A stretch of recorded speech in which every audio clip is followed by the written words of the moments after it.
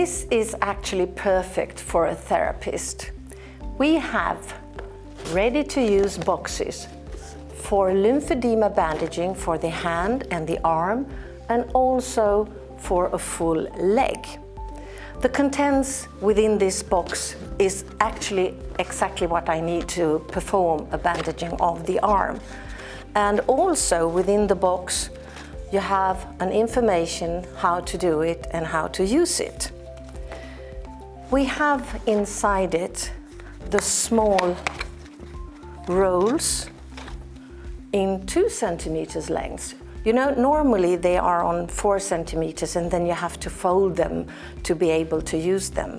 And this is already made in 2 centimeters. And this is perfect to use for the fingers and also for the wrist. We start always by covering the arm, and we do this with the first layer and put it on the patient. And this is to protect the skin, and if the patient is sweating or have moisturize on their skin, this protects the arm from sweating in the bandage. I fold over so I have the hand free, and I use these 2 centimeters to start with the finger bandaging. I start nicely over the wrist, don't stretch the bandage. Every layer that you put on top of this one means that you are higher compression, and we don't need that yet. Start distally. You can either start on the thumb area or the other side. Doesn't matter, it's what's comfortable for you. See too that you don't stretch the area between the fingers. You have to be careful there. And you're continuing with no stretching of the bandage over the wrist, continuing finger by finger. Here you also need to be able to see the nail and the finger. Why? Because we don't want to have a high compression here in this area. We don't want to disturb the nerves, we don't want to disturb the blood circulation, and we have to be very careful with the skin as well. Usually the lymph patients have a very dry skin, so therefore we have moisturized the skin before bandaging. When you do the bandaging, all 5 fingers, you will need more of this bandage. So when it ends, you just pick up the next one and carefully you start around the wrist. We always anchor around the wrist, and then you're continuing upwards, distally on the fingers. Look into the fingers while you're doing it so the blood circulation is still working. And finally, when this is done, you have to check one more time. You can never check too many times, because when it comes to lymphedema patients, they are carrying this bandage for several days. And therefore, in this box, you have the low stretch bandages, because the patients are wearing it during daytime and they also wear it during nighttime. And then it has to be the low stretch bandage. So the fitting is very important. And as you can see, I'm nearly done with the bandaging over the finger. Right, if you have a lot of bandage over, you can choose to go further up on the arm so you don't have so many layers on top of each other, or you can actually use a scissor and cut it. Like that. Take down the protection, ask the patient how it feels. Can you move the fingers? Great. Press the finger, see to that the blood circulation is back within 2 seconds, and it works. Then we have the next layer. Then you can choose between a stiff material, or you can choose the softer material. I'm going for the softer material today, but the bigger the volume, I will choose the stiffer material. What I do, I start anchoring over the wrist, turn it down over the hand, between the fingers, fold it a little bit, and then I do the circles and continuing with the spiral. The spiral means I have a 50% overlapping, and I don't stretch this material. I just fold it over the patient's arm, over the elbow. If the patient has a very sore skin in this area, I can put some extra material over this area just to make sure that it doesn't make the skin sore or irritated. So, finally, you see this is perfect, the length, and stop here just below the armpit, the axilla area. Be sure you're not going too further up and stresses the axilla area. I start with my first low stretch bandage. I anchor it around the wrist. To be sure, I put the angle upwards. I anchor it, and with the second layer, press it down, secure it like this. Don't press it too hard because you need the blood circulation.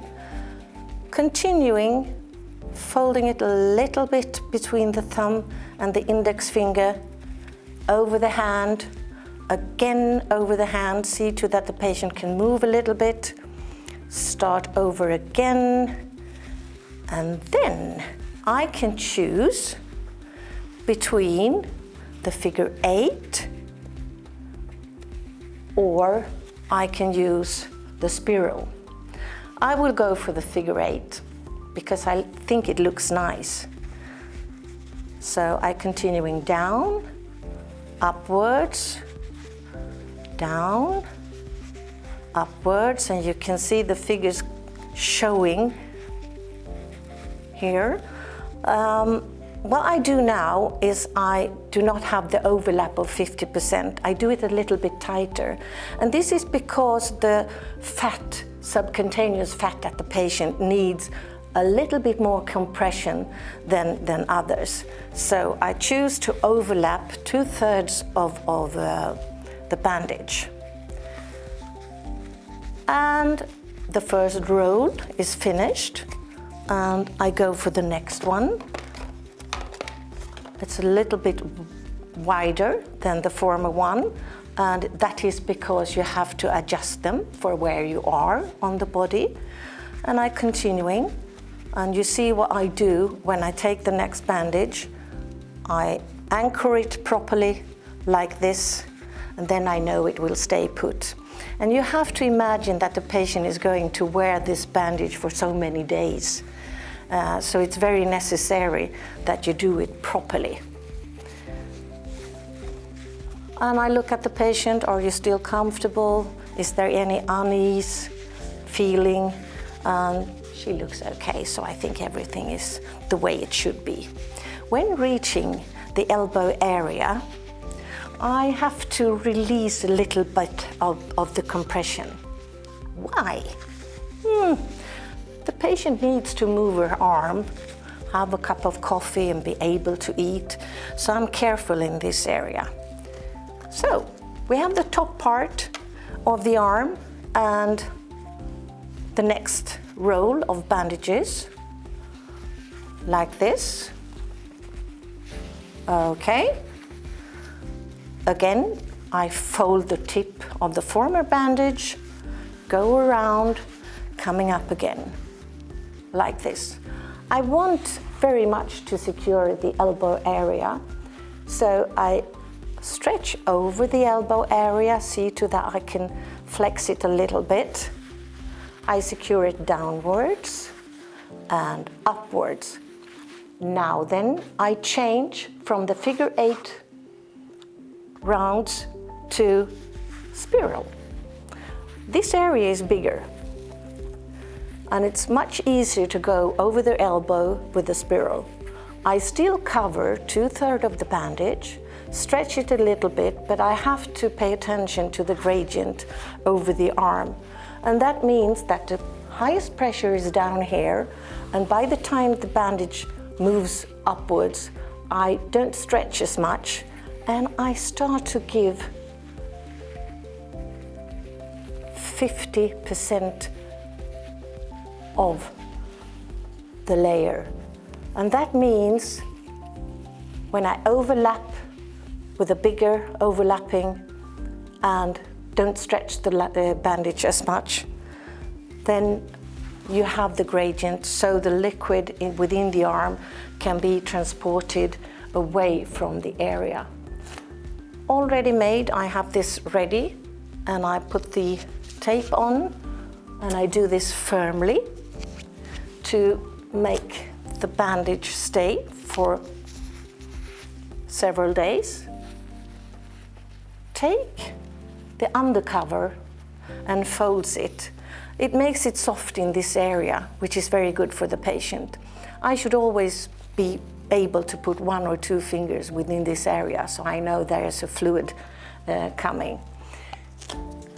If there's difficulties for the patient to have the bandage to stay put, I can use some extra tape.